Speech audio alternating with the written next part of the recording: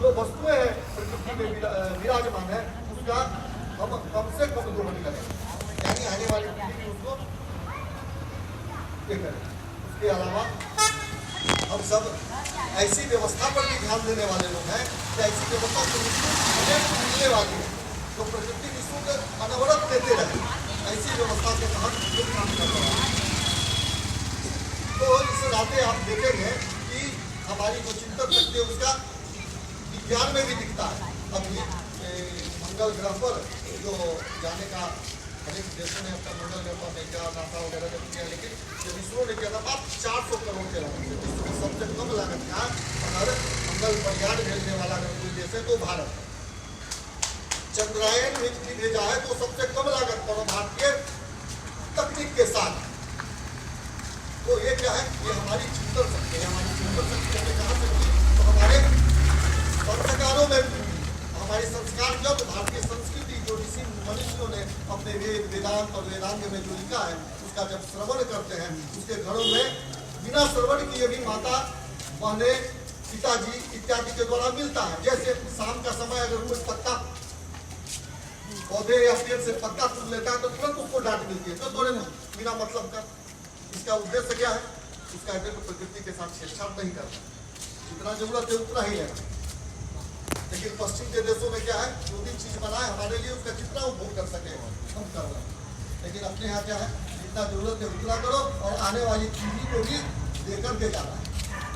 ये हमारी चिंतन शक्ति है। ये चिंतन शक्ति के द्वारा ही हम लोगों ने बोला है वसुदेव कुटुंबकम। इसी चिंतन शक्ति के द्वारा हम लोगों ने बोला है सर्वे भवन्तु सुखिनः सर्वे सन्तु निरामया सर्वे भद्राणि पश्यन्तु मा कश्चित् दुःखं। तो ऐसी ही चिंतन शक्ति अपने यहाँ जहाँ हम रहते हैं वो हम सबके द्वारा कीजिए, ऐसी अपेक्षा हम सब भी अपने संघ के स्वयंसेवक करते हैं। इसलिए अपने संघ के स्वयंसेवक आज के दिन ऐसे नए लोगों को भी आज के कार्यक्रम में लाते हैं और संघ क्या करता है, किस प्रकार व्यक्ति निर्माण करता है, ये इस कार्यक्रम के माध्यम से दिखाते हैं। कैसे दिखाते हैं, तो अपने शारीरिक और बौद्धिक कार्यक्रम के माध्यम से। तो शारीरिक कार्यक्रम क्या है, तो शारीरिक में हम खेल खेलते हैं। कौन से खेल खेलते हैं, तो परंपरागत खेल।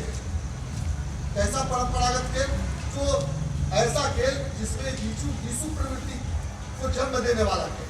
तो विषु प्रवृत्ति क्या है, तो निरंतर जो है जीत प्राप्त करने वाली शक्ति हमें मिलते रहे, ऐसे खेल खेलते हैं। जैसे कबड्डी, खो खो और भी ऐसे बड़े स्पर्श के खेल खेलते हैं, ताकि एक दूसरे में ये भाव नहीं रहता है कि कौन बड़ा है कौन छोटा है, सब समरस होकर के खेलते हैं। उद्देश्य क्या होता है, हमारे दल का जीत मिलना है, और दल जीतता है तो अंत में क्या बोलता है, जीत हमारी नहीं है, ये संगठन की जीत है। अपनी जीत को भी सर्वस्व होम कर देना, ऐसे भाव पैदा करते हैं खेल के माध्यम।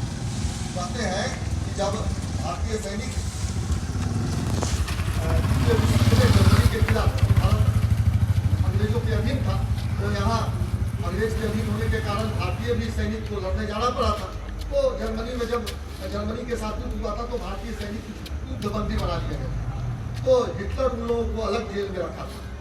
तो जेल में रखे तो वो लोग क्या करते थे, तो जेल में वो लोग कबड्डी खूब खेला करते थे। हिटलर का मन हुआ कि हम भारतीयों से थोड़ा उसका ज़्यादा रुझान हुआ होगा या क्या, ये भारतीय सैनिकों को देखने जाना चाहता है। तो देखा कि बैठ गया वहाँ, देखा तो कबड्डी खेल रहा है, तो देखा कि एक आदमी 8 लोगों को ललकार रहा है और 8 लोग उसके ललकार को स्वीकार कर रहे हैं और वो कबड्डी करते। कबड्डी शब्द कोबत्ती से बना है, कोबत्ती करता कौन मुझे बांध सकता है, ऐसा ललकार मारता है। बाद में अपहरण करके कबड्डी हो गए।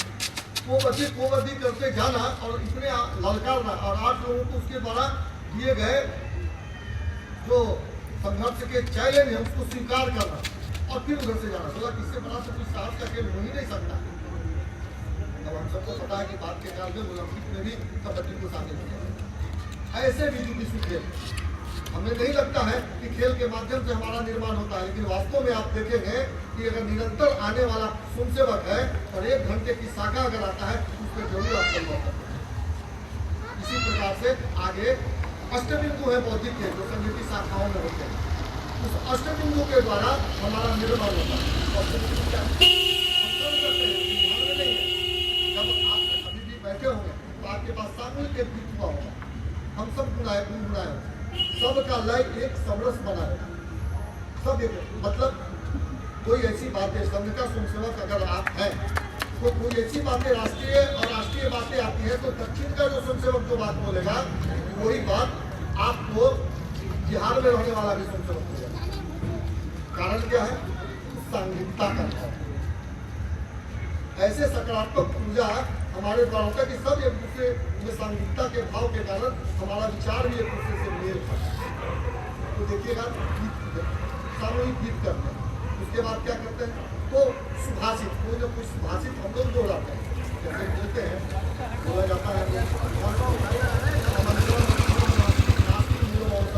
अयोग्य पुरुषो नास्ति योजकस कर्तव्य, मतलब कोई ऐसा अक्षर नहीं है जिसे मंत्र नहीं बनाया जा सकता, कोई ऐसी वनस्पति नहीं है जिससे औषधि नहीं बनाई जा सकती है, कोई व्यक्ति बेकार नहीं होता, सिर्फ योजक की आवश्यकता है। यही भाव हम लोग अपने व्यक्ति निर्माण में करते हैं। ऐसे ऐसे सुभाषित बहुत सारे सुभाषित हैं, जैसे एक सुभाषित और खंडम भारत वर्षे जन्म तस्मात् मनुष्यता मानुषे गुण नमस्कार,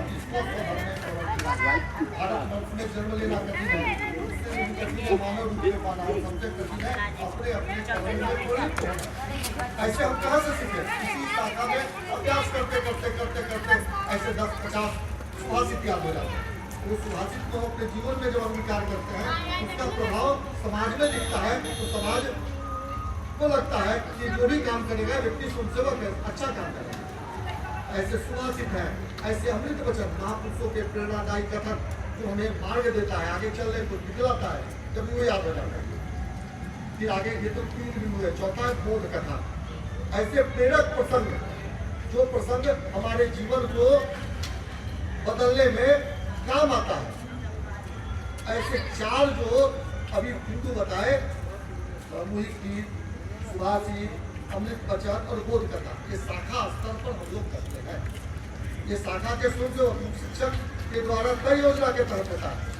लेकिन और 4 जो बिंदु है वो शाखा के बाहर के स्वयंसेवक जब शाखा में प्रवास करते हैं, नगर स्तर के, महाभाग स्तर के, महानगर स्तर के, उनके द्वारा ये 4 बिंदु लिए जाते हैं। तो कौन कौन है? तो है चर्चा, किसी बिंदु पर हम चर्चा करते हैं, चर्चा के द्वारा हम अपने बौद्धिक विकास को बढ़ाते हैं।